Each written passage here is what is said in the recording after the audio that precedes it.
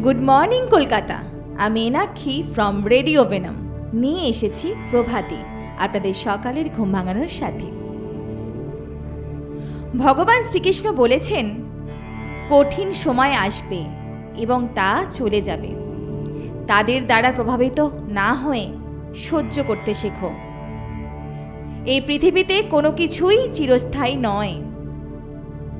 অর্থাৎ জীবনে চলার পথে সবসময় যে ভালো সময় যাবে তা কিন্তু নয়। জীবনে আমাদের কঠিন সময় বিধাতা সবসময় পরীক্ষা নেন এবং আমাদের সহ্যের ক্ষমতা অনুযায়ী তিনি সেই কঠিন অবস্থার সম্মুখীন করান। কিন্তু কোনো কিছুই চিরস্থায়ী নয়। জীবন চলমান, কঠিন সময়ের মধ্যে তাই নিজের মনোবল শক্ত করতে হবে। আমাদের আলোর পথে এগিয়ে যেতে হবে।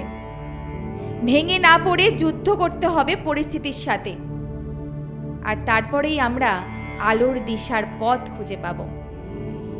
জীবনের লক্ষ্যে পৌঁছাতে আমাদের ভাবতে হবে আমরা চাইলে সব কিছু করতে পারি। তাই এগিয়ে যাও।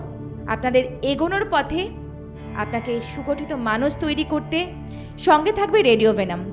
সঙ্গে থাকুন, দেখতে থাকুন, শুনতে থাকুন রেডিও ভেনাম। জেগে ওঠো কলকাতা।